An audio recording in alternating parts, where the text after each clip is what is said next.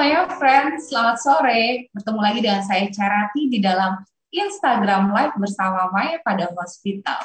Senang sekali sebelumnya kami ucapkan Selamat Hari Raya Idul Fitri 1442 Hijriah. Mohon maaf lahir dan batin ya dari keluarga besar Maya pada Hospital Tangerang.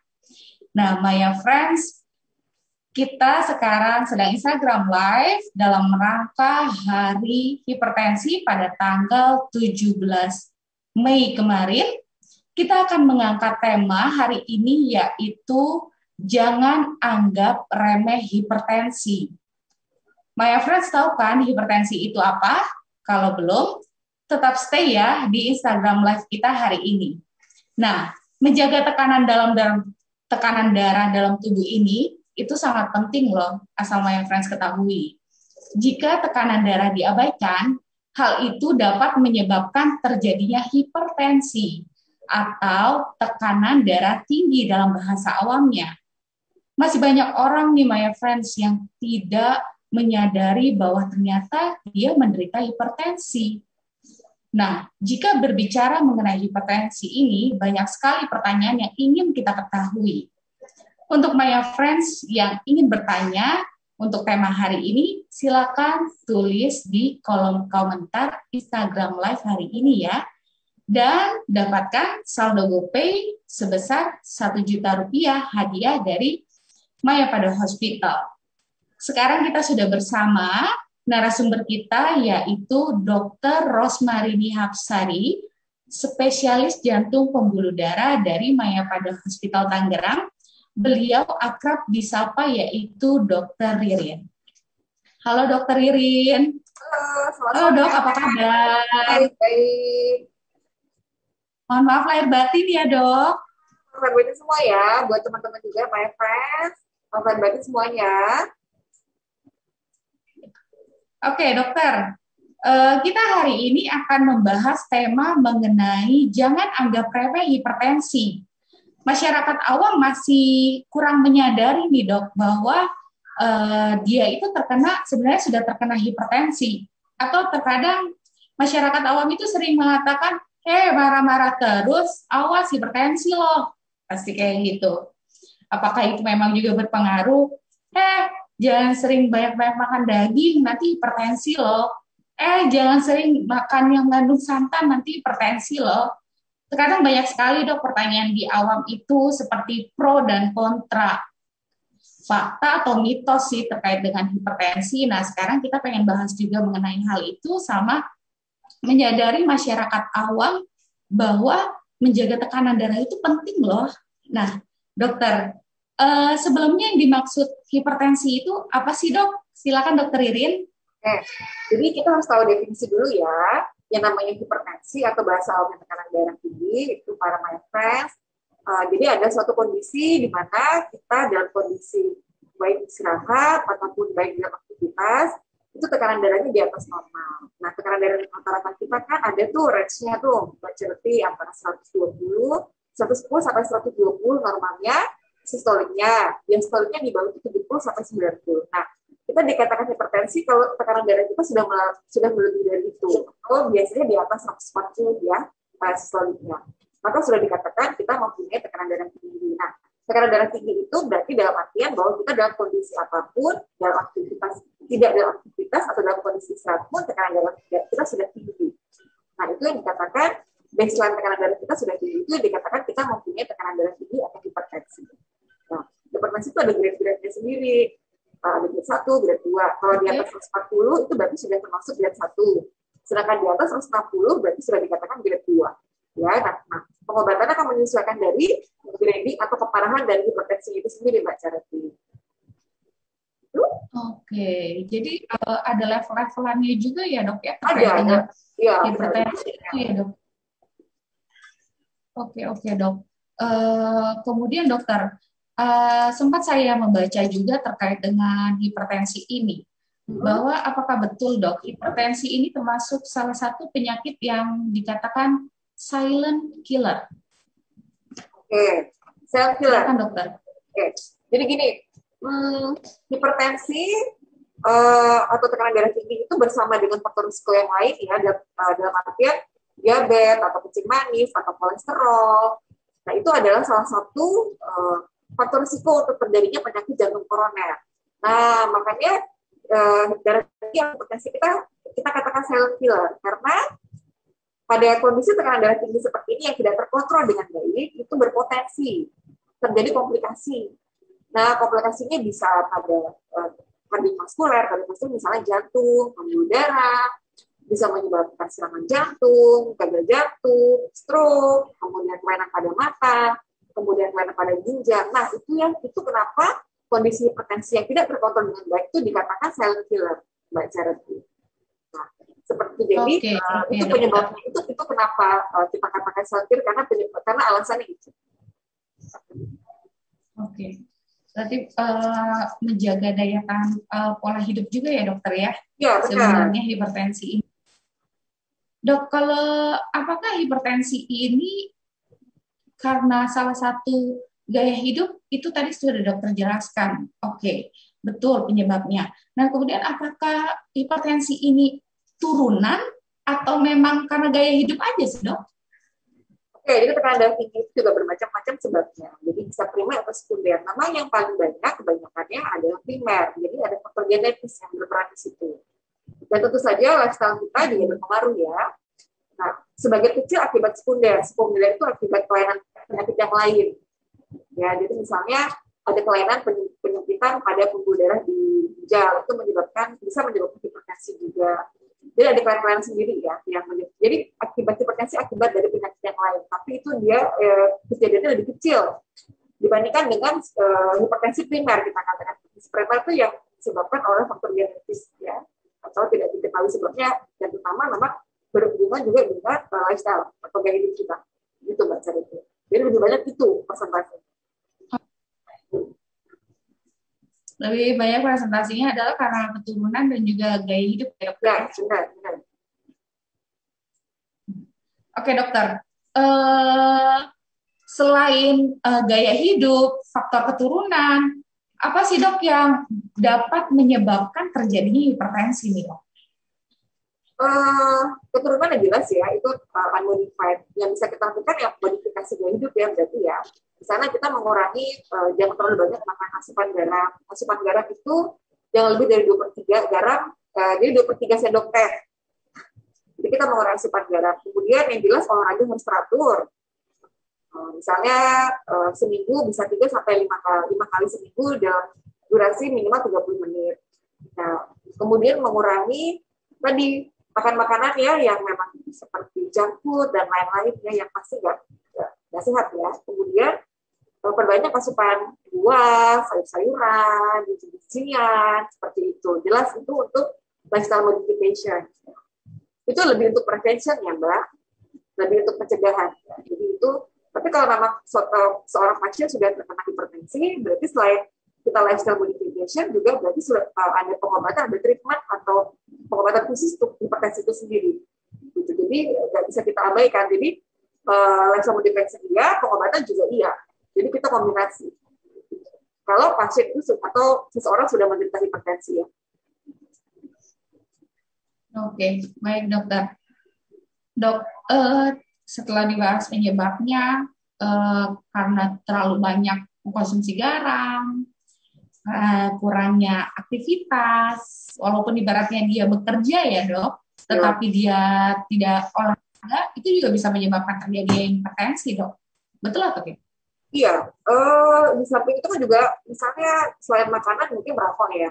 Jadi merokok juga merokok, kurang olahraga, minuman beralkohol, kemudian asupan makanan garam-garaman, itu semua yang menyebabkan gaya hidup kita kan jadinya tidak bagus ya. Karena itu akan menyebabkan juga salah satu hipertensi, memperburuk tekanan darah kita. Dalam praktek sehari-hari nih dok, ada nggak sih dok kasus-kasus yang masih muda tapi udah hipertensi nih dok?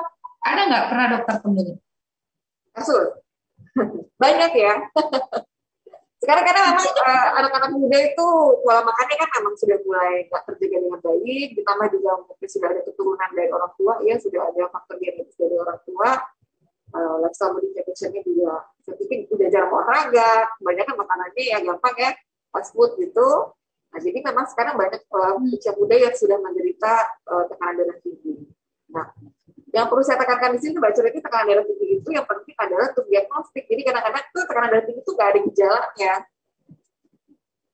dia nggak ada keluhan gitu. Nah, saya sarankan di atas umur 30 tahun, ya umur minimal 30 sudah mulai melakukan medical check up. Karena kalau kita nggak tahu kita punya tekanan darah tinggi, kalau kita nggak ukur. Jadi yang perlu kita lakukan adalah kita mengukur blood pressure kita. Jadi bukan cuma dengan dirasain, tapi diukur dengan alat namanya tensimeter. Nah, itu untuk maksud saya gini, kadang-kadang tekanan darah tinggi itu tidak ada gejala atau keluhan, sehingga kita nggak tahu itu kita punya hipertensi. Nah, akan lebih baik kan kalau kita sudah melakukan screening atau medical check up dengan batas umur minimal 30 tahun. Jadi, kalaupun kita punya tekanan darah tinggi itu, kita akan bisa terdiagnosis dari awal. Apalagi dengan gaya hidup kita yang seperti ini yang sekarang ya. Jadi akan lebih baik kalau kita bisa melakukan screening dulu. Jadi semuanya ya. Kenapa? Anak-anak muda sekarang fast food. Iya. Iya, anak-anak muda. Iya. Sekarang ada makanan yang lagi ya. Ada makanan yang lagi hits, rasanya pengen coba. Padahal kita nggak tahu. Bisa juga memicu nih. Iya, memicu. Betul. Jadi yang mungkin untuk anak-anak generasi ABG itu yang paling penting sebenarnya adalah diagnostik. Jadi ya periksa deh, maksudnya ukur deh tekanan darah sedini mungkin. Nggak ada salahnya kok. Walaupun tekanan darah kita bagus ya nggak ada masalah kan, nggak ada pengobatan khusus. Tapi kalau memang kita ada tekanan darah tinggi, jadi sudah mulai ada pengobatan dan modifikasi gaya hidup ya. Gitu. Itu. Betul. Berarti lebih baik kita mencegah ya dok ya, dibandingkan kita mengobati. Iya benar. Nah, my friends, yang usia 30 tahun itu wajib melakukan medical check up. Makanya my friends yang perlu ketahui ini, kenapa sih di rumah sakit itu kalau mau ketemu dokter kita melakukan screening dulu.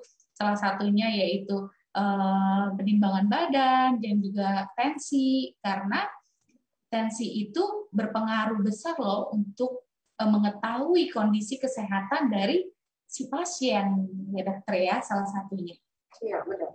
Nah, kemudian dokter, yang tadi dokter sudah katakan tekanan darah normal itu 110/80 ya dok ya, itu batas normal ya dok? 110, range-nya 110 sampai 120, di bawahnya 70 sampai 90 ya Pak. Oke, jadi yang di atasnya itu 110 sampai 120, di bawahnya itu 80 sampai 90 itu masih normal ya? Normal. Oke, sudah dicatat ya Maya Friends ya.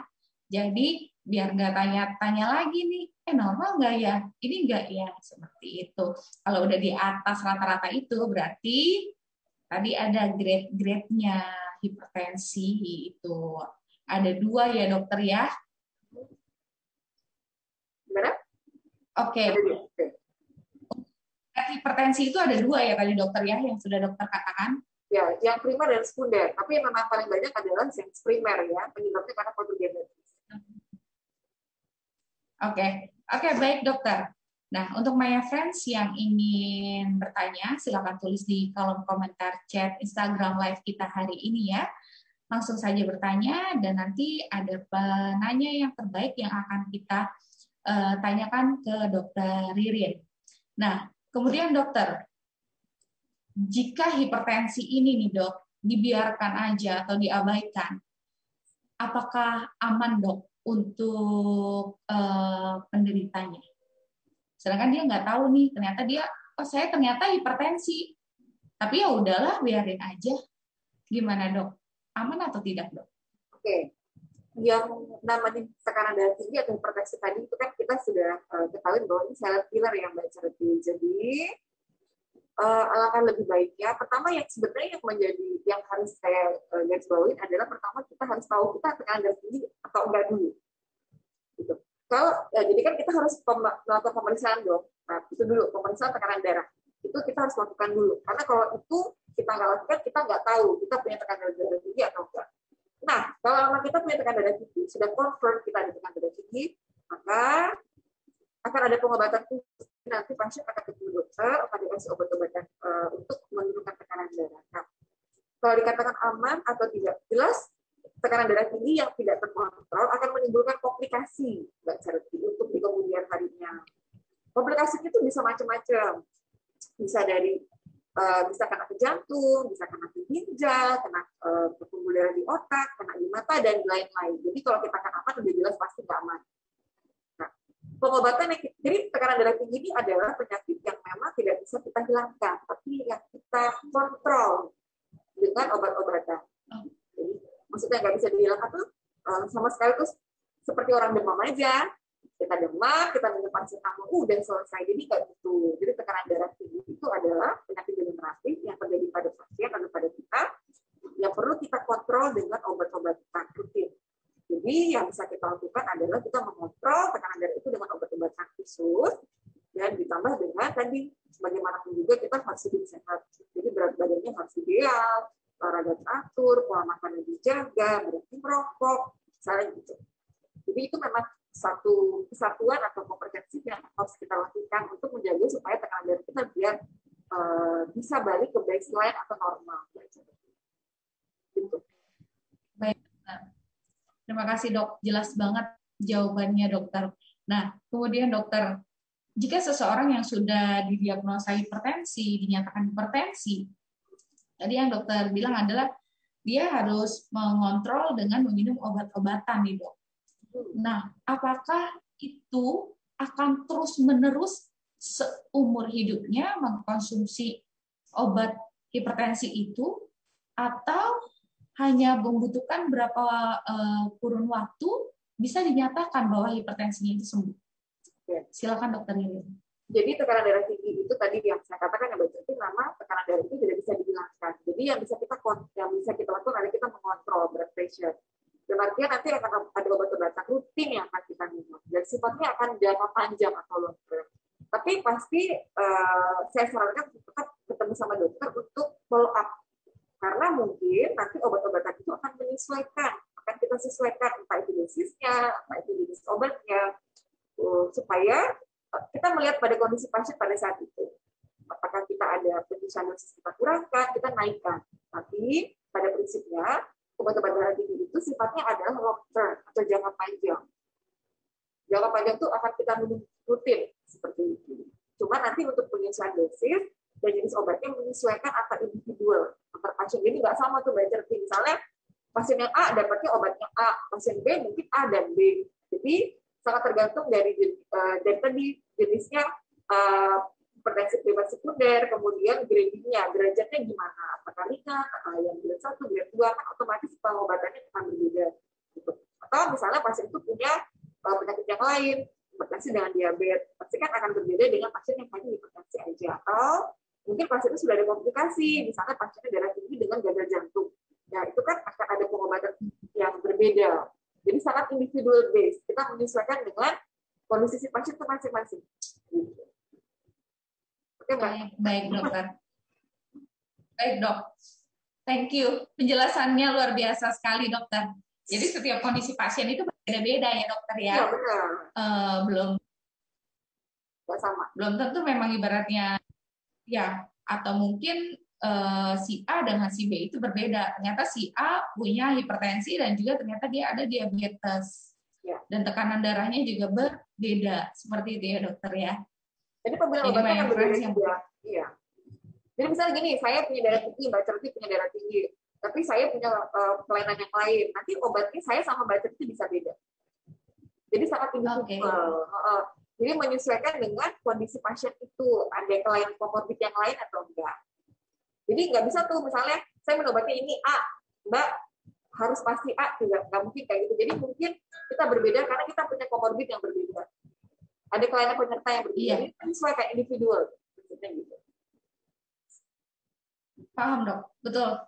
Jadi ini perlu banyak friends ketahui juga nih, ya.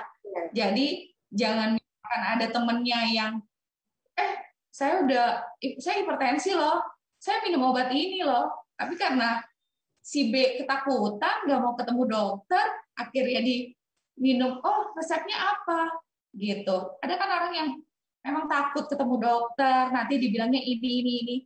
Kembali lagi, kalau salah obat itu akan berakibat fatal lagi ya dokter ya? Ya, Jadi lebih baik ketemu sama dokter masing-masing. Nah, dokter akan periksa lebih detail. Jadi kan obat tekanan darah tinggi itu tidak sesimpel yang mungkin my friends ketahui. Jadi dokter pasti akan periksa pasien ini punya komplikasi atau enggak. Misalnya hipertensi sudah terjadi komplikasi apa enggak, nah nanti pengobatan itu menyesuaikan. Jadi jangan misalnya punya teman obatnya A, nah terus jadi deh saya mau kayak gitu, nah itu nggak bisa kayak gitu. Jadi menyesuaikan. Menurut saya itu menyesuaikan dengan kondisi masing-masing. Gitu. Mungkin itu yang perlu Karena diketahui itu yang sering ya. terlaksana. Ya, oke dokter. Kita sekarang masuk ke pertanyaan di Instagram feed dari Instagram live kita hari ini. Tadi sebelum kita live Instagram ini saya sudah melihat ada 95 pertanyaan dok di kolom Instagram feed. Tapi sekarang kita seleksi. Ini sudah ada masuk 5 pertanyaan yang sudah kita seleksi, yaitu yang pertama dari @Elisa Smart. Selamat siang dokter, saya ingin bertanya, apakah berbeda antara monitor tekanan darah lengan atas dan monitor tekanan darah? Mungkin maksudnya di sini yang nilai yang di atas sama yang di bawah itu perbedaannya apa sih dok? Kalau yang saya tangkap dalam pertanyaan ini, nilainya. Oke. Langsung jawab aja ya, banyak ya. Jadi namanya tekanan darah itu terdiri dari 2 komponen, tekanan darah sistolik dan diastolik. Nah, tekanan darah diastolik itu yang mungkin di atas itu maksudnya tekanan darah sistolik. Yang di bawah itu adalah tekanan darah diastolik. Nah, itu memang dalam artian sistolik dan diastolik. Jadi pada waktu memompa, jadi jantung pada waktu sistolik jantung memompa, diastolik pada waktu jantung relaksasi atau meregang gitu ya. Nah, itu tadi itu adalah komponen dari blood pressure. Jadi yang kita lihat sebenarnya ada dua komponen itu, sistolik dan diastolik. Nah, yang tadi itu bahwa kita harus tahu definisi dulu tekanan darah kita itu normalnya berapa. Kalau kita menyebutkan tekanan darah itu definisinya adalah tekanan darah sistolik dan diastolik ya. Jadi tekanan darah itu yang kita bicarakan adalah misalnya 120 per 70, 110 per 70. Jadi tekanan darah sistolik dan diastolik. Nah, normalnya sistolik dan diastolik itu atasnya sistolik itu adalah 110 sampai 120, yang di bawahnya itu adalah 70 sampai 90 mm/Hg. Itu adalah satuan untuk blood pressure. Jadi yang kita lihat itu adalah dua-duanya komponennya sistolik dan diastolik. Nggak bisa tuh kita cuma melihat sistolik aja, tapi yang kita lihat adalah yang namanya blood pressure atau tekanan darah adalah komponen dua-duanya itu, sistolik dan diastolik. Oh. Itu Mbak Canati. Oke, baik dok. Thank you dok atas jawabannya dokter. Berarti mereka itu punya saling berkesinambungan ya dokter ya, antara yang nilai yang atas dan nilai yang bawah. Iya, itu satu komponen, satu kesatuan untuk pengukuran dari blood pressure. Oke dok, kemudian dan apakah dampak yang bisa dialami oleh ibu hamil jika tekanan darahnya tinggi dan janin bila preeklamsi itu terjadi dok? Nah ini juga harus diwaspadai ya dok ya oleh ibu hamil, karena ada ibu hamil yang waktu sebelum hamil dia tekanan darahnya biasa-biasa aja nih, tapi ketika dia hamil kok tekanan darahnya tinggi terus. Nah, kalau misalnya terjadi tekanan darah itu tinggi terus, akan terjadinya preeklamsi. Nah, itu dampaknya seperti apa ya dok jika terjadi dengan ibu hamil antara ibu hamil dan janinnya? Silakan dokter. Oke, preeklamsi itu kan adalah kelainan atau tinggal daruratan ya, hipertensi pada ibu hamil. Nah, dampaknya yang jelas berbahaya bagi ibu dan janin. Itu kenapa perlu dilakukan antenatal care atau ANC atau pengukuran blood pressure setiap bulan pada ibu yang lagi hamil, karena untuk mendeteksi salah satunya adalah kondisi preeklamsi atau eklamsi ini. Jika preeklamsi tidak terdiagnosis atau tertangani dengan baik, akan terjadi kedaruratan janin. Jadi bisa berbahaya bagi ibu dan janin. Bagi ibu bisa terjadi kejang-kejang, kemudian kita takutkan bisa terjadi tekanan darah yang mendadak tinggi, bisa pecah pembuluh darah, untuk janin sendiri bisa berbahaya karena itu bisa menyebabkan gagal daratan di janin, akan bisa menyebabkan Makanya untuk kondisi preeklamsi ini, biasanya pasien-pasien akan dirawat, akan diobservasi oleh dokter kandungan untuk menurunkan tekanan darah dengan cepat. Nah, preeklamsi ini memang bisa terjadi pada ibu yang sebelumnya memang belum atau tidak ada tekanan darah tinggi. Ya. Jadi misalnya sebelumnya memang ada tekanan darah tinggi pada dokter hamil, terjadi kondisi di mana kita sebut preeklamsi atau kelainan peningkatan tekanan darah pada waktu hamil. Nah, ini pentingnya untuk selalu kontrol dengan dokter kandungan untuk bisa menjaga, untuk mengetahui ini kita punya kondisi preeklamsi atau tidak. Karena biasanya sama dokter kandungan akan diperiksa juga tuh selain tekanan darah ada nggak proteinuri, jadi ada kondisi ada protein di dalam urin atau enggak. Jadi banyak parameter yang akan diperiksa sama dokter kandungan. Tapi yang jelas ini akan berbahaya. Kondisi preeklamsi akan berbahaya karena bisa menimbulkan gawat janin dan gawat pada ibu. Oh. Bahaya sekali ya dok ya. Memang tekanan darah ini harus terus-menerus kita kontrol, mau hamil, nggak hamil, memang pola hidup sehat itu penting ya dok, sama medical up. Oke, semoga terjawab. Betul dok. Oke, sekarang kita lanjut ke ada pertanyaan lagi nih dok dari Amelia Ros.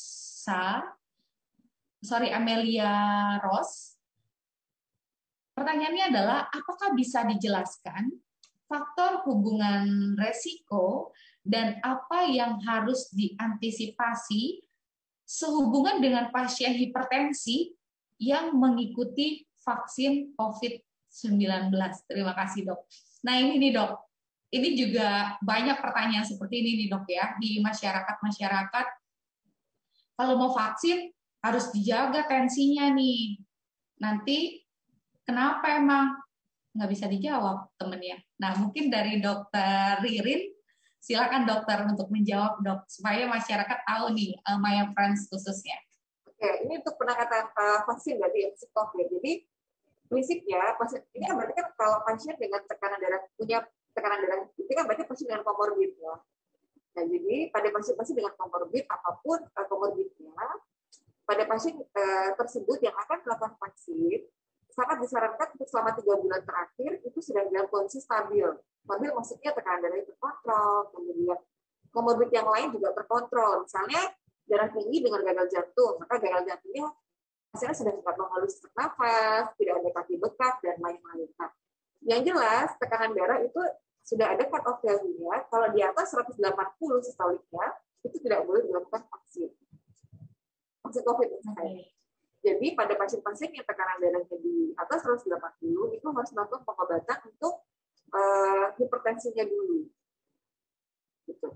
Karena berbahaya. Tidak hanya untuk pasien COVID sebenarnya, tekanan darah setinggi itu pun tadi saya bilang komplikasinya akan macam-macam, bisa ke kardiovaskular, ke jantung, ke ginjal, stroke dan lain-lain. Pada prinsipnya adalah pasien-pasien yang dengan komorbid ini termasuk hipertensi dalam 3 bulan terakhir sebelum vaksin COVID harus dalam kondisi jantung atau tekanan darah yang normal atau yang stabil.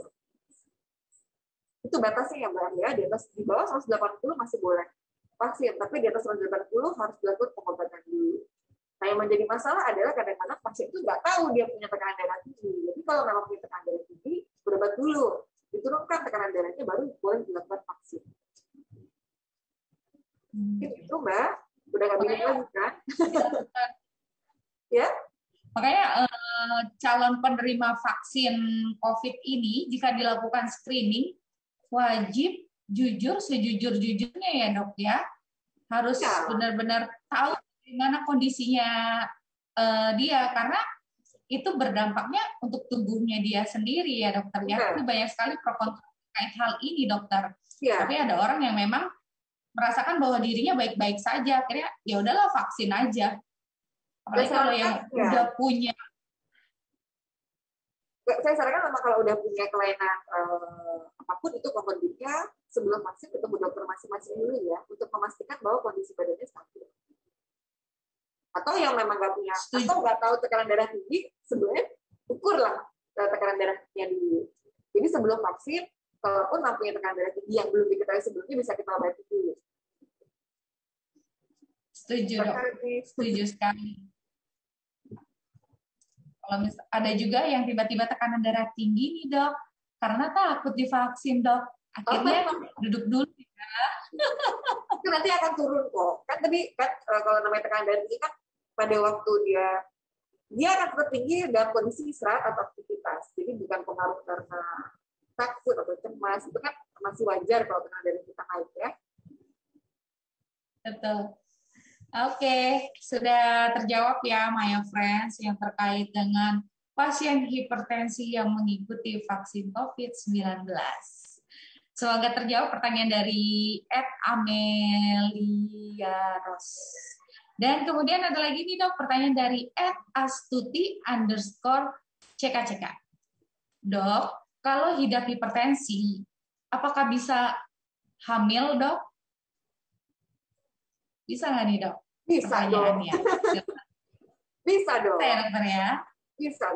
Tetap nanti hipertensinya akan diobati. Kemudian kalau pada waktu hamil, memang ada beberapa obat kan, obat darah tinggi yang memang tidak disarankan untuk diberikan pada wanita hamil. Nanti sama dokter yang akan menangani pasien akan diganti sesuai dengan kondisi kehamilan pasien masing-masing. Gitu. Jadi nanti akan ada beberapa obat yang akan disesuaikan. Memang ada beberapa obat hipertensi yang tidak disarankan untuk diberikan pada ibu hamil. Nanti kita akan change, kita ganti yang aman buat ibu hamil. Jadi sebenarnya nggak ada masalah. Jadi jangan takut ya, kalau yang sudah hipertensi itu masih bisa peluang hamil ya dokter ya. Dan kemudian, apakah kalau punya genetik hipertensi bisa sembuh normal nggak dok? Bagus sekali nih pertanyaannya dokter. Silakan dokter. Pertanyaannya sembuh normal untuk hipertensinya. Jadi gini, kalau tadi yang sudah saya jelaskan sebelumnya, tekanan darah tinggi kan lebih banyak karena faktor genetis. Maka pada pasien itu kemungkinan untuk terjadi hipertensi akan lebih tinggi. Misalnya gini, kedua orang tua kita ada darah punya hipertensi, maka kita punya resiko terjadi hipertensi yang lebih besar daripada orang lain yang orang tuanya tidak mempunyai tekanan darah tinggi. Nah, karena kita mempunyai faktor familial atau histori dari keluarga, dari sedini mungkin sudah disarankan untuk melakukan modifikasi gaya hidup yang sehat atau melakukan hidup yang sehat supaya tidak terjadi hipertensi di kemudian harinya. Nah, seperti pasien-pasien yang lain, kalaupun sudah terjadi tekanan darah tinggi, maka konsekuensinya adalah pengobatan untuk darah tingginya akan jangka panjang atau long term.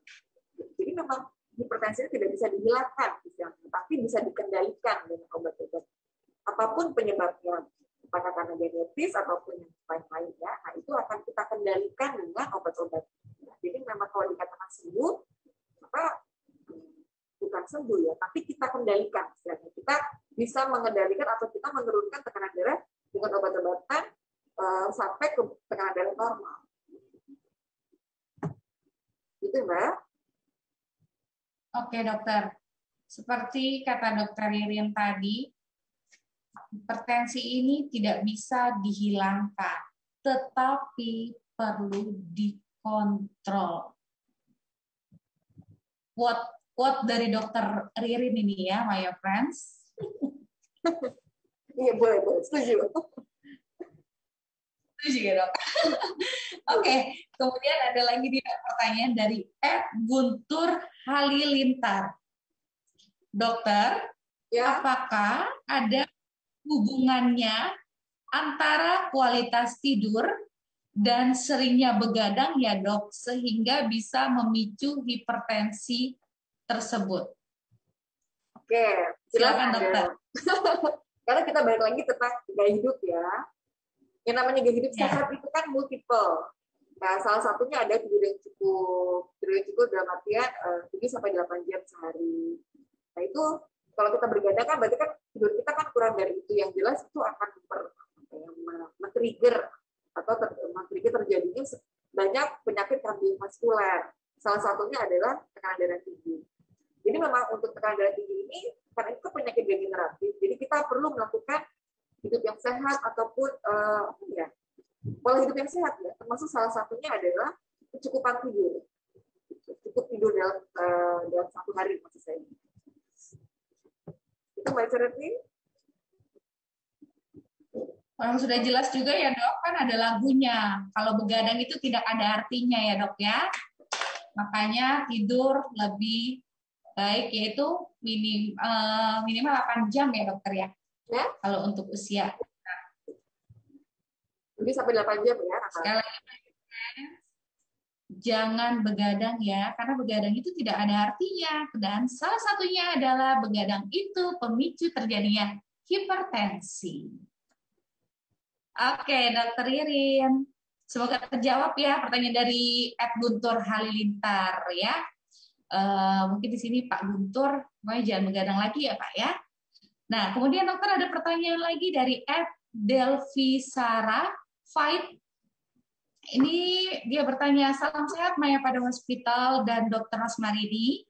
Pertanyaan saya adalah, bagaimana penderita hipertensi bisa berakibat ke serangan jantung alias heart attack? Bahkan menjadi gagal jantung juga nih dok, alias heart failure. Bagaimana penanggulangannya? Terima kasih dokter atas penjelasannya. Silakan dokter.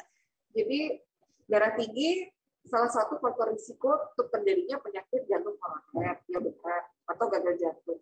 Yang jelas pada kelainan darah tinggi ini terjadi namanya disfungsi endotel ya. Jadi akan terjadi kerusakan pada dinding endotel pembuluh darah kita. Nah itu yang menyebabkan kemudian terjadi penimbunan plak di situ. Itu yang akan kemudian harinya akan menimbulkan serangan jantung atau heart attack. Di samping itu darah tinggi sendiri itu kan memberatkan kerja jantung ya, karena jantung harus melawan tekanan darah tinggi terus menerus bila tidak diobati. Nah, sehingga bila jantung diharuskan untuk memompa terus menerus dalam kondisi hipertensi atau tekanan darah tinggi, maka suatu saat akan terjadi komplikasi namanya heart failure atau gagal jantung, karena si jantung udah nggak sanggup lagi untuk melawan tekanan darah tinggi terus menerus. Ya, jadi akan terjadi namanya remodulation. Nah, ini semua bisa dicegah bagaimana caranya? Sebenarnya simpel sih, tekanan darah itu diturunkan. Nah, kalau tekanan darah kita balikin ke tekanan darah normal, maka hal-hal yang tadi saya sebutkan di atas itu tidak akan terjadi.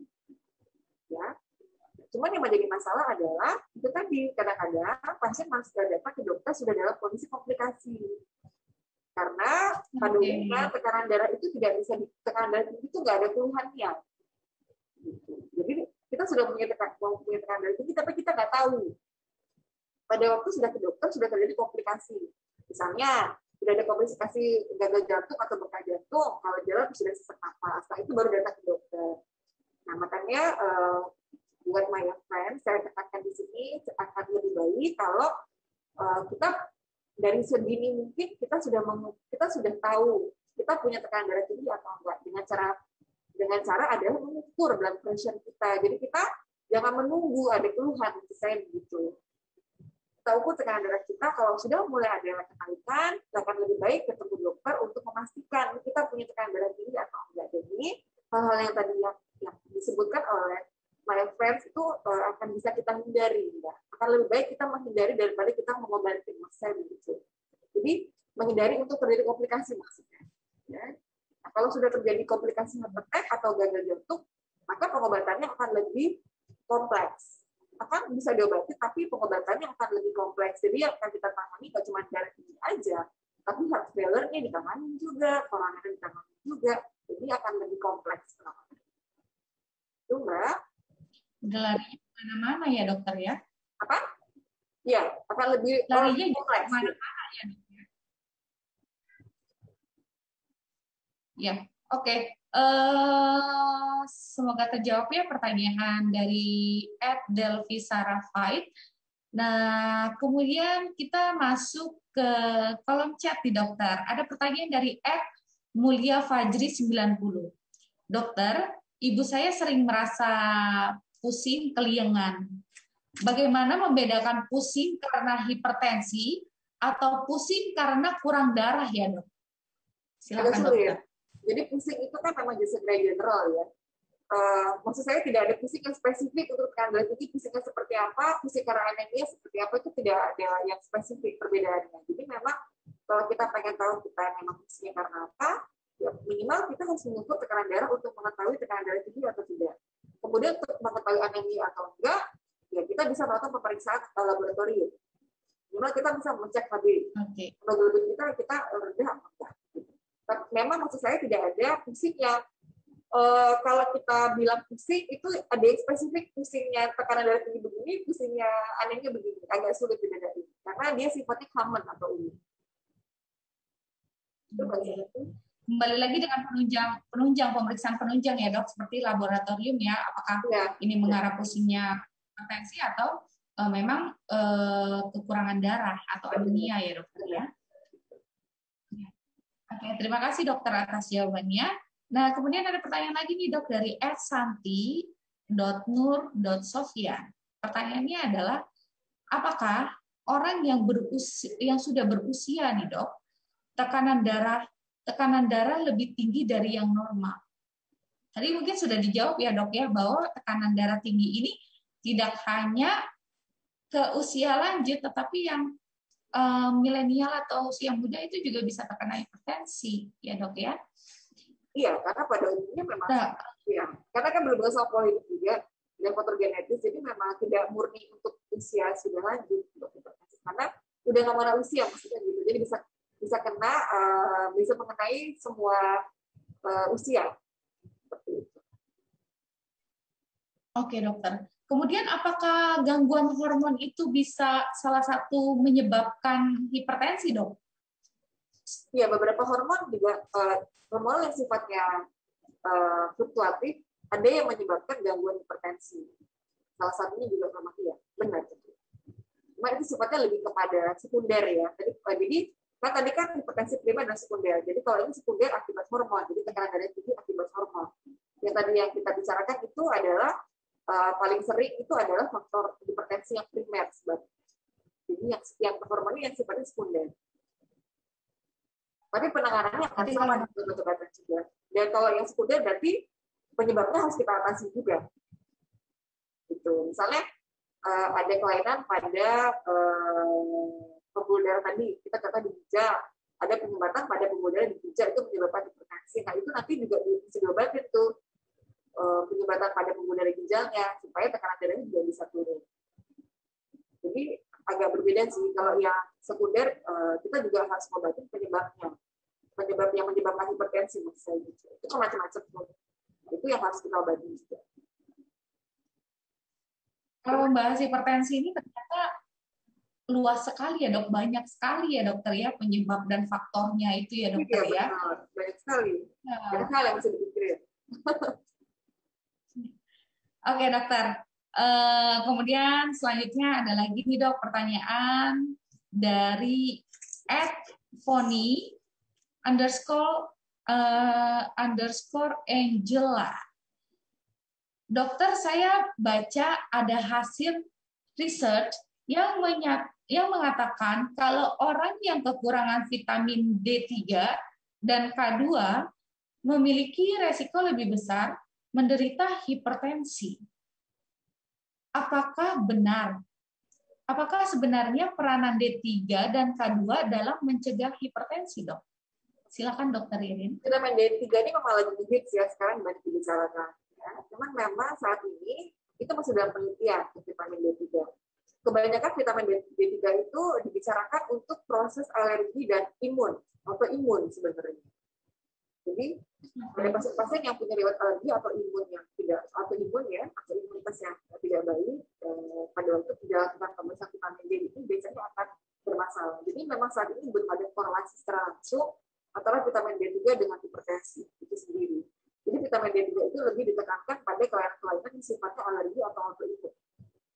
Ini masih dalam penelitian ya Mbak. Jadi memang masih akan dilakukan penelitian lebih lanjut. Cuman yang sekarang memang yang diberatkan untuk vitamin D3 ini adalah kelainan pada alergi dan autoimun itu yang sudah disarankan untuk pada pasien-pasien dengan kelainan ini mereka akan diperiksa lebih detail untuk vitamin D3 atau vitamin D2 glukohan. Tapi untuk hipertensi sendiri belum ada korelasi secara langsung terbukti. Oke. Baik dokter, berarti ini masih sedang dalam penelitian juga ya terkait vitamin-vitamin ini ya dokter ya. Nah, oke, my friends, penjelasannya cukup jelas banget nih dari dokter Ririn. terkait dengan hipertensi. Kalau mau bahas mengenai hipertensi itu banyak sekali dan mungkin nggak akan cukup kita bahas sampai 1 jam terkait dengan hipertensi. Nah, kalau misalkan Maya Friends yang ingin konsultasi bersama Dokter Ririn, itu langsung aja datang ke Maya pada Hospital Tangerang. Nah, oke dokter. Kemudian ada pertanyaan lagi dari Ira Putri W. Dok, apakah ada golongan tertentu yang memiliki presentase lebih besar untuk terserangnya hipertensi? Mungkin di sini maksudnya adalah golongan darah kali ya dok ya. Mungkin golongan darah apa sih yang memiliki presentase lebih besar untuk terserang hipertensi? Mungkin maksudnya bukan golongan darah, tapi ini menurut saya populasi pasien mana. Jadi maksudnya gini, pasien-pasien yang tadi yang punya faktor gen dalam tanda petik saudaranya atau keluarganya yang mempunyai faktor kelainan hipertensi, maka generasi keduanya juga maksudnya gini, orang tua generasi keduanya kan berarti anak-anak. Anaknya ini yang akan kemudian mempunyai resiko terjadinya hipertensi. Itu mungkin maksudnya itu. Jadi golongan pasien ini yang akan mempunyai risiko terjadinya kemungkinan jika dalam kehidupannya sehari-hari tidak melakukan modifikasi gaya hidup itu tadi. Oke, jadi karena kebanyakan pada pasien-pasien kita ini kan tadi hipertensi primer, jadi lebih pada kebanyakan lebih faktor genetis. Jadi kalau kita sudah punya family history atau riwayat keluarga seperti ini, maka kita mempunyai risiko terjadi hipertensi yang lebih besar, bukan pasti ya, tapi mempunyai risiko yang lebih besar terjadi tekanan darah tinggi daripada orang lain yang tidak mempunyai faktor familial. Itu maksudnya gitu tadi. Oke. Mungkin sudah terjawab kali dari pertanyaan Ira Putri W terkait dengan golongan yang presentasinya lebih besar terserang hipertensi ya. Salah satunya adalah faktor genetik ya dok, turunan ya dokter ya. Benar. Oke, kemudian pertanyaan terakhir nih dokter dari @myolive2519. Dok mau tanya, apakah ibu hamil yang terkena hipertensi, apakah bisa melahirkan secara normal? Silakan dokter Irin. Oke. Pada kondisi preeklamsi ya maksudnya berarti ya, ibu udah kalau dalam kondisi preeklamsi maksudnya ini sudah preeklamsi kan maksudnya ya. Oke. Jika pada pasien-pasien preeklamsi sangat dianjurkan untuk pertama harus ke dokter kandungan dulu. Maksudnya gini, untuk melihat sejauh mana beratnya preeklamsi. Pada umumnya, pasien-pasien dengan preeklamsi itu datang ke dokter kandungan sudah dalam tekanan darah yang sudah tinggi sekali. Biasanya pada umumnya seperti itu. Sehingga pada kondisi gawat daruratan seperti ini, pada umumnya akan disarankan untuk melakukan persalinan melalui perabdominal atau dilakukan sesar. Biasanya seperti itu karena sangat berisiko sekali untuk melahirkan secara normal. Tapi jika tekanan darah tingginya itu terjadi, ini kan ada macam-macam sebenarnya klasifikasinya. Kalau hipertensi dalam kehamilan juga bisa tuh, hipertensi dalam kehamilan itu ada tekanan darahnya terjadi dalam kehamilan tapi belum masuk preeklamsi. Nah itu masih bisa dilakukan pengobatan untuk hipertensinya, kemudian bisa jika setelah dilakukan pengobatan dan ibu dan janin dalam kondisi baik, masih bisa dilakukan persalinan normal. Tapi jika masih dalam kondisi preeklamsi, pada umumnya sudah dalam kondisi berat, maka tidak disarankan untuk dilakukan persalinan secara normal lagi. Jadi ini hipertensi dalam kehamilan juga macam-macam, Mbak. Jadi ada PEB, ada jadi ini macam-macamnya. Jelas kalau sudah masuk dalam kondisi preeklamsi, pada umumnya pasien datang dalam kondisi tekanan darah sudah tinggi sekali. Nah itu kan janin biasanya sudah perlu dilakukan tindakan segera. Nah itu tidak bisa dilakukan persalinan normal. Jadi akan kita lakukan persalinan perabdominal atau di sesar itu tadi untuk menyelamatkan bayi dan ibunya. Seperti itu. Jadi kan tidak bisa dilakukan persalinan normal lagi. Itu Mbak Charity. Iya. Oke dokter, terima kasih dokter. Sebenarnya kalau misalnya membahas mengenai hipertensi untuk ibu yang hamil itu lebih spesifikasi adalah dokter kandungan yang ibaratnya mengontrol selama kehamilannya ya dokter ya. Tapi ada nggak sih dok hipertensi pada ibu hamil itu katanya karena pikiran dan makanan juga. Terus Bukan. gimana sih dok menjaga ibu hamil? Jadi sebenarnya bukan masalah ini kan preeklampsia ini kan terjadi karena proses bukan karena makanan ya, tapi proses kehamilannya sendiri itu yang memicu terjadinya preeklampsia gitu. Proses kehamilannya itu sendiri. Jadi Iya, memang bukan karena karena hormon makanan dan lain-lain. hamil berbeda ya dokter ya. Kenapa? Mungkin karena hormonnya ibu hamil itu kan berbeda ketika dia tidak hamil dengan dia sedang hamil ya dok ya. Ya, jadi banyak hal sebenarnya yang terjadi pada proses kehamilan itu bisa terjadi preeklampsia atau gagal jantung pun bisa karena proses kehamilannya. Jadi bukan karena banyak pikiran dan karena banyak pikiran kita mungkin tekanan darah akan naik, tapi sifatnya hanya sementara aja. Kalau preeklampsia itu kenapa tekanan darahnya itu cukup tinggi dan akan terus-terusan ya pada waktu dalam kehamilan itu. Jadi agak berbeda sifatnya. Jadi saya bilang tekanan darah tinggi kan ini berarti tekanan darah kita lagi sehat, kita lagi tidur, tekanan darah akan tetap tinggi. Itu namanya hipertensi. Kalau kita tekanan kita misalnya kita lagi diam tekanan darah 110, terus lagi marah tekanan darah 140, tiba-tiba naikkan lagi marah, itu masih wajar. Itu bukan hipertensi namanya. Jadi untuk menetapkan diagnosis hipertensi itu ada syaratnya juga. Jadi tekanan darahnya harus tinggi dalam kondisi aktivitas ataupun pada kondisi istirahat dan dalam tiga kali pengukuran berturut-turut itu tekanan darahnya cepat tinggi. Jadi nggak bisa kita tekanan darah 140 saat itu juga kita dikatakan tekanan darah tinggi belum tentu juga karena mungkin pada waktu kita habis jalan, habis aktivitas. Nah, untuk menentukan kita hipertensi atau enggak tuh juga ada syarat-syaratnya harus dipenuhi. Salah satunya tadi itu lah. Iya, oke, paham dok. Nah, jadi seperti itu ya dari @myolive2519. Jadi karena hipertensi itu turun atau karena pikiran dan makanan itu masih stabil, wajar-wajar aja ya dok ya. Tapi kalau dikatakan hipertensi adalah bahwa memang tekanan darahnya itu di batas normal secara terus-menerus. Nah, oke dokter, itu semoga menjawab pertanyaan dari @myolive2519. Dok, yang terakhir adalah tips dan pesan nih dok untuk mencegah hipertensi. Silakan dokter Irin.